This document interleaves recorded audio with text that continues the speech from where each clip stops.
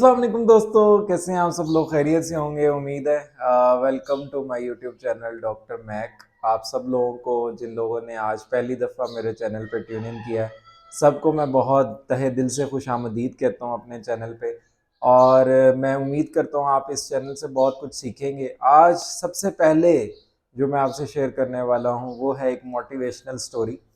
इस वीडियो को आपने एंड तक देखना है और अगर पसंद आए, सच्ची दिल से अगर आपको पसंद आए ना, दिल से पसंद आए, तो लाइक एंड सब्सक्राइब कर दीजिएगा, क्योंकि डेली मैं अब इस तरह की वीडियोस ऐड करने वाला हूँ अपने इस चैनल पे। तो आज की जो मेरी स्टोरी है ना, उसका टाइटल है you are made to fly high. आप जो है ना वो उड़ने के लिए बने हैं, आपकी उड़ान जो है वो ऊंची होनी चाहिए। You are made to fly high. ये स्टोरी है जी एक बादशाह और दो जो है ना ईगल्स, दो शाहीन या दो उकाब, उनकी है। एक बादशाह और दो उकाब, उनकी कहानी है। एक दफा होता है ऐसा है कि एक बादशाह को जो है ना वो बहुत सारे गिफ्ट मिलते रहते हैं बादशाह को। तो कोई ना बहुत खूबसूरत दो उकाब जो है ना वो गिफ्ट कर देता है बादशाह को। अब बादशाह जो है ना वो, उकाब बड़े होते हैं खूबसूरत, या उनको शाहीन भी कहा जाता है। तो शाहीन बड़े होते हैं खूबसूरत और बड़े प्यारे होते हैं, दो होते हैं, जोड़ा होता है, पेड़ कह लें आप। तो उनकी देखभाल के लिए ना बादशाह एक बंदे को मुकर्रर कर देता है। उसने बादशाह कहता है कि यार ये तो बड़े खूबसूरत है, तो इनकी देखभाल भी अच्छी होनी चाहिए। तो वो ना कुछ देर बाद देखता है कि यार ये तो बहुत माशाल्लाह से खूबसूरत बन गए हैं और इनका वजन भी काफ़ी बढ़ गया और ये बड़े भी हो गए। तो एक दिन बादशाह के दिल में ना ऐसे ख्याल पैदा आता है, यार वो अपने उस केयर टेकर बंदे को बुलाता है जो खादिम उसकी देखभाल के लिए रखा होता है दोनों उकाब की। तो उसे कहता है यार मैं ना आज इनकी ना फ्लाइट देखना चाहता हूँ कि ये उड़ते कैसे हैं। तो बादशाह जो है ना वो चला जाता है कि आज मैंने देखनी है, इनकी उड़ान देखनी है। तो बड़ी एक अजीबो गरीब बात देखता है कि एक जो शाहीन होता है ना, एक जो उकाब होता है वो बहुत ऊंचा उड़ता है, और दूसरा जो उकाब है ना वो थोड़ी देर के लिए उड़ता है और दोबारा ना शाख पे आके बैठ जाता है। बादशाह बड़ा हैरान होता है। बादशाह कहता है कि यार ये दूसरा उकाब क्यों नहीं उड़ा, मैं तो दूसरे की भी उड़ान देखना चाहता हूँ, क्योंकि बादशाह बड़ा प्यार करता है उन उकाबों के साथ। तो वो कहता है कि मैं तो चाहता हूँ ये दोनों उड़े। तो वो दोनों नहीं उड़ते। तो वो अपने केयर टेकर खादिम से पूछता है कि आप बताएं कि इसके साथ मसला क्या है।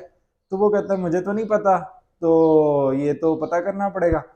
तो वो ना बादशाह क्या करता है, अगले दिन ना इनाम रख देता है। बादशाह अगले दिन ऐलान करवा देता है पूरे अपने इलाके के अंदर कि जो इस उकाब को उड़ना सिखाएगा या इसको उड़ा के दिखाएगा, तो उसको मैं एक इनाम दूंगा। ठीक है, एक प्राइज सेट हो जाता है, एक प्राइज मनी। तो बड़े बड़े मुफक्कर, बड़े बड़े स्कॉलर आते हैं उस उकाब को उड़ाने के लिए, कोशिश करते हैं, लेकिन कोई भी जो है ना वो उस उकाब को उड़ा नहीं पाता।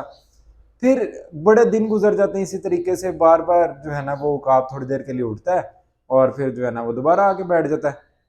अब फिर एक दिन बादशाह जो है ना बड़ा अजीबो गरीब मंजर देखता है कि दोनों उकाब उड़ रहे हैं और वो बहुत ऊंचे उड़ रहे हैं। तो बादशाह कहता है, अपने खादिम को बुलाता है कि आज ऐसा क्या है कि ये दोनों ही जो है ना वो उड़ रहे हैं। तो वो कहता है कि एक आदमी है जिसने जो है ना वो दोनों को उड़ा दिया, दूसरे उकाब को भी उड़ा दिया। तो उसने कहा बुलाओ उसको, तो वो तो इनाम का हकदार है। तो वो बादशाह को उस बंदे को बुलाता है। वो बंदा जो है ना एक फार्मर होता है, किसान होता है, और बड़ा ही कह लें सिंपल बंदा होता है। तो समटाइम कहते हैं ना सिंपल चीज़ें ज़्यादा काम आ जाती हैं, कॉम्प्लेक्स चीज़ें ज़्यादा काम नहीं आती, कॉम्प्लेक्स सोल्यूशन इतने वर्क नहीं करते। तो वो फार्मर से पूछता है, किसान, जो बादशाह है वो किसान से पूछता है आपने क्या किया। उसने कहा मैं ये जिस शाख पे आके बैठ जाता था उकाब, मैंने वो शाख ही काट दी है। तो अब इसके पास कोई और ऑप्शन बचा ही नहीं है। तो ये थोड़ी देर उठता था, दोबारा आके एक शाख पे बैठ जाता था। तो मैंने उस दरख्त की वो शाख ही काट दी है। तो अब जो है ना वो ये बैठता ही नहीं है, अब ये से पता है कि मैंने उड़ना ही उड़ना है। तो दोस्तों, इसको हम अपनी प्रैक्टिकल लाइफ से किस तरह रिलेट कर सकते हैं? बड़ी खूबसूरत बात है, आपने सुननी है लाजमी। अब आपने जाना नहीं है, अब यहाँ तक देख लिया तो आगे भी देखिएगा कि जो आपकी रियल लाइफ है ना, समटाइम आपके दिमाग में ऐसे डर होते हैं जो आपको ना ऊंचा नहीं उड़ने देते। आप अपने जो पोटेंशियल है, जो अपनी कैपेबिलिटीज़ हैं, आप उनको पहचानने से कासिर होते हैं। आप उनको प्रॉपरली पहचान नहीं पा रहे होते कि आपके अंदर क्या सलाहियतें हैं। तो समटाइम ना हमारे अंदर के डर, हमारे जो कंफर्ट जोन्स हैं, वो हमें रोकते हैं कि आप ऊंचा नहीं उड़ सकते। ठीक है, وہ کمفرٹ زون جو ہے نا وہ ایک شاخ ہے جس پہ آپ آ کے بیٹھ جاتے ہیں.